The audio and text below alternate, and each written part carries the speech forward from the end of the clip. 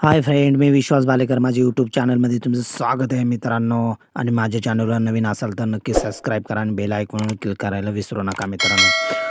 Finally मी त्या पिंपळवंडी गावामध्ये येऊन पोचलो मित्रांनो. त्या ठिकाणी मळगंगा माता या देवीचा उत्सव मित्रांनो चालू होता आणि त्यासाठी बैलगाडी शर्यती आयोजित करण्यात आल्या होत्या. खूप छान अशा वातावरणामध्ये मी प्रथम मित्रांनो मळगंगा या मातेच्या मंदिरामध्ये गेलो.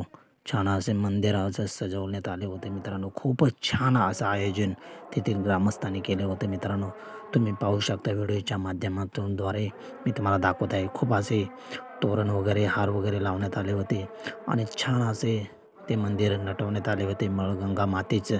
तुम्ही पाहू शकता अतिशय सुंदर असं सुरेख रूप, खूपच सुंदर अप्रतिम अशी आई मळगंगा मातेची मूर्ती तुम्हाला दिसत आहे. अतिशय सुंदर रूप तिचं दिसत आहे मित्रांनो. अशी छान सजावट करण्यात आली होती त्या मंदिरापाशी फुलांची. तुम्ही पाहू शकता अतिशय सुंदर सुरेख रूप. पिंपळवंडी गावातील मळगंगा मातेचं मंदिर अतिशय छान अशा पद्धतीने सजवण्यात आले होते. आणि मित्रांनो माझ्या चॅनल नवीन असेल तर नक्की सबस्क्राईब करा. या व्हिडिओच्या माध्यमातून तुम्हाला मी बैलगाडीच्या शर्यती दाखवणार आहे.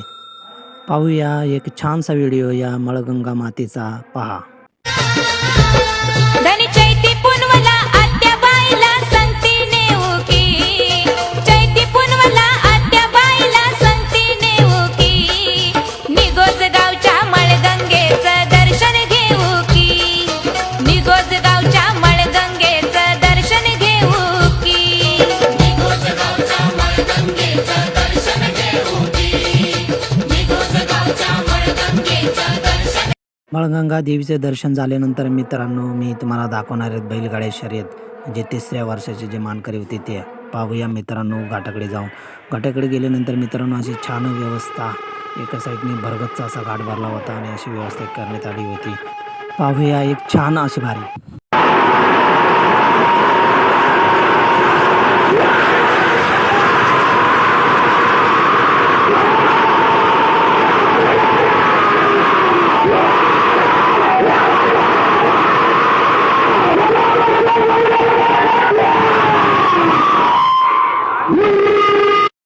पाहूया अजून एक भारी पहा. शर्यतीच्या साठी गडी झाला या येडा, शर्यतीच्या साठी गडी झाला या येडा.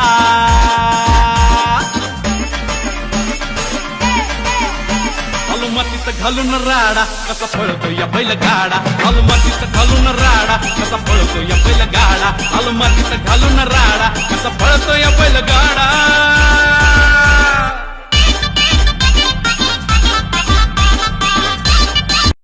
कशा वाटल्या बाऱ्या मित्रांनो? आवडल्या तर नक्की लाईक शेअर करा मित्रांनो. चला मग मित्रांनो आपण थोडी यात्रा फिरूया.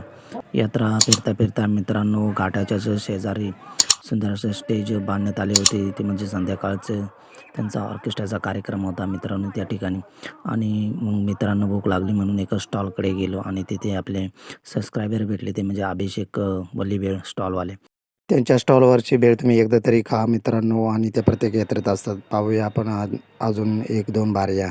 भरपूर असं ऊन झालं होतं मित्रांनो. पहा